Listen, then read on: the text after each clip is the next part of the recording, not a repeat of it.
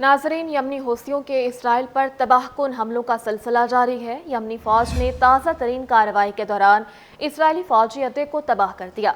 सेहूनी media के मुताबिक यमनी फौज ने रामुल्ला के मगरिब में वाक़े एक इसराइली फौजी अड्डे को मिसाइल से निशाना बनाया। यमन से दागा गया एक मिसाइल मौदीन नामी फौजी अड्डे पर जा गिरा।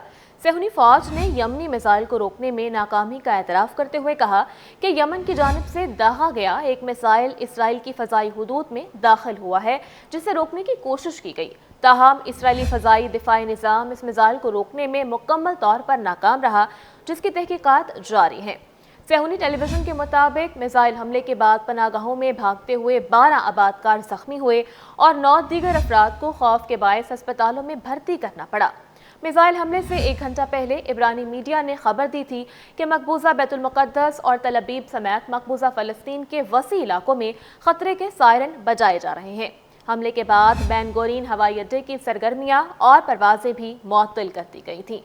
यमनी हौसियों की जानिब से गुज़श्ता 15 दिन के दौरान इसराइल के खिलाफ 15 फौजी कार्रवाइयाँ की गईं, जिनमें इसराइल को भारी जानी और माली नुकसान का सामना करना पड़ा।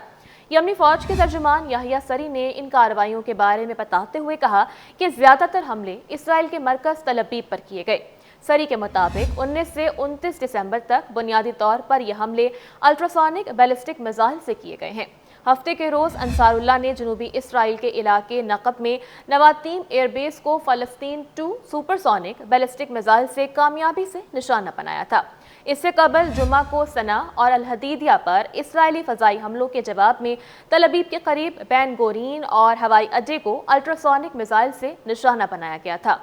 इन हमलों के दौरान इसराइल को भारी जानी और माली नुकसान का सामना करना पड़ा, जबकि यमनी मुसल्लह फ़ौज के तर्जुमान ने बताया कि हमारे मिसाइल्स यूनिट ने मकबूजा याफा और जनूबी बैतुल मुक़द्दस पर 2 मिसाइल्स दागे हैं। ब्रिगेडियर जनरल याहिया सरी के मुताबिक पहली कार्रवाई के दौरान बेन गोरीन हवाई अड्डे को हाइपरसोनिक फ़लस्तीन 2 मिसाइल से निशाना बनाया गया।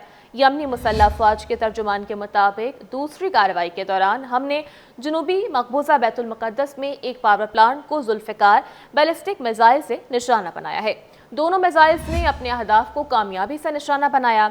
यमन के मुसल्लह फ़ौज के तर्जुमान ने कहा कि इसी दौरान यमनी बहरिया और ड्रोन्स ने अमरीकी तैयारा बरदार बहरी जहाज़ हैरी ट्रूमैन को बड़ी तादाद में ड्रोन्स और क्रूज़ मिसाइल से उस वक्त निशाना बनाया जब अमरीकी फ़ौज यमन पर हमले की तैयारी कर रही थी। उन्होंने जोर देकर कहा कि यह ऑपरेशन भी कामयाब रहा और यमन पर अमरीकी हमले को नाकाम बना दिया गया है। उनकी जानिब से मजीद कहा गया कि यमनी फ़ौज ने हर किस्म की जारहियत से मुकाबले के लिए आमादगी बढ़ा ली है। दूसरी जानिब अंसारुल्लाह के सरबराह का कहना है कि अमरीका ने जनरल कासिम सुलेमानी को इसलिए शहीद किया क्योंकि वो इस इलाके में अमरीकी साजिशों को नाकाम बनाने में अहम किरदार अदा कर रहे थे। यमन के अंसारुल्लाह के सरबराह सैयद अब्दुल मलिक अल हौसी ने शहीद कासिम सुलेमान की बरसी के मौका पर अपने खिताब में फ़लस्तीन की हिमायत में जनरल सुलेमानी के किरदार की तरफ इशारा करते हुए कहा कि इस्लामी जमहूरिया ईरान को फ़लस्तीन और फ़लस्तीनी मुजाहिदीन की हिमायत की वजह से बहुत सारे मसाइल और मुश्किलात का सामना करना पड़ा है। उन्होंने ये बात जोर देकर कही कि दुनिया की कोई भी ताकत यमन और फ़लस्तीन और गज़ा की हिमायत से नहीं रोक सकती। 1 साल से ज़ायद अरसे से हमारे मुल्क पर अमरीका और बरतानिया के हमले जारी हैं और अब तक 900 से ज़ायद बार हवाई और समंदरी हमले किए जा चुके हैं। अंसारुल्लाह के सरबराह ने मज़ीद कहा कि मैं अमरीका और बरतानिया पर वाज़ेह कर देना चाहता हूँ कि तुम्हारी बमबारी से हम अपने उसूली, इंसानी और अखलाकी मौक़िफ़ से पीछे नहीं हटेंगे और फ़लस्तीन की हिमायत का सिलसिला पूरी क़ुव्वत के साथ जारी रहेगा। उन्होंने कहा कि अमरीकियों के खिलाफ जंग के पेश नज़र अपनी फ़ौजी ताकत और तवानाई में भी इजाफ़ा मुसलसल करते रहेंगे।